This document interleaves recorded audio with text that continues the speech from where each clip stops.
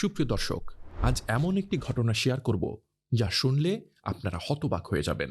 অবাক করার মতন একটি বিষয় ঘটে যাচ্ছে ভারতের কারাগারগুলোতে।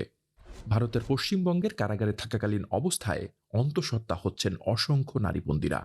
চলুন জেনে নেই প্রকৃত ঘটনা। ভারতের কারাগারে থাকাকালীন অবস্থায় গর্ভবতী হচ্ছেন অসংখ্য নারী বন্দীরা। স্বভাবতই প্রশ্ন চলে আসে, কি করে নারী বন্দীরা কারাগারে গর্ভবতী হচ্ছে? নারী বন্দীরা কি অবৈধ সম্পর্কে জড়িয়ে অন্তঃসত্ত্বা হচ্ছে, নাকি কারারক্ষী দ্বারা নির্যাতিত হচ্ছে? এমনই গুঞ্জন উঠতে শুরু করেছে কলকাতা শহরে। আবার অনেকে ধারণা করছেন, নারী বন্দীদের এভাবে অন্তঃসত্ত্বা হয়ে পড়া এবং সন্তান জন্ম দেওয়া কারাগার থেকে বের হওয়ার একটি অভিনব কৌশল কিনা। এ পরিস্থিতিতে কড়া নির্দেশ দিয়েছেন পশ্চিমবঙ্গের বিচারপতিরা। তবে প্রায় সবকটি কারাগারে নারী বন্দীরা গর্ভবতী হওয়ায় বেশ উদ্বিগ্ন হওয়ার কারণ বলেছেন সংশ্লিষ্টরা। এ ঘটনায় মামলার শুনানি শুরু হয়েছে কলকাতার হাইকোর্টে। বৃহস্পতিবার পশ্চিমবঙ্গের প্রধান বিচারপতি টি.এস. শিবজ্ঞানম এবং বিচারপতি সুপ্রতিম ভট্টাচার্যের ডিভিশন বেঞ্চে মামলাটি শুনানি হয়েছে বলে খবর পাওয়া গেছে।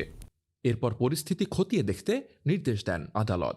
ভারতের প্রথম সারির এক সংবাদ মাধ্যম হিন্দুস্তান টাইমসের এক প্রতিবেদনে বলা হয়েছে, পশ্চিমবঙ্গের একাধিক কারাগারে অন্তত পক্ষে 196 শিশু তাদের মায়ের সঙ্গে রয়েছে।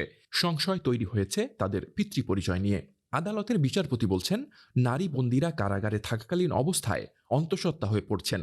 এই পরিস্থিতিতে তিনি পরামর্শ দেন, পুরুষ কর্মীদের সেখানে প্রবেশে নিষেধাজ্ঞা দেওয়া হোক, নারী বন্দীদের কাছে যেন কোনো পুরুষ যেতে না পারে এ বিষয়ে কড়া নজরদারি রাখা হোক। এরই মধ্যে নাবালিকাদের জুভেইনাল গার্লস হোমে কোনো পুরুষ কর্মীদের প্রবেশাধিকার নিষিদ্ধ করা হয়েছে।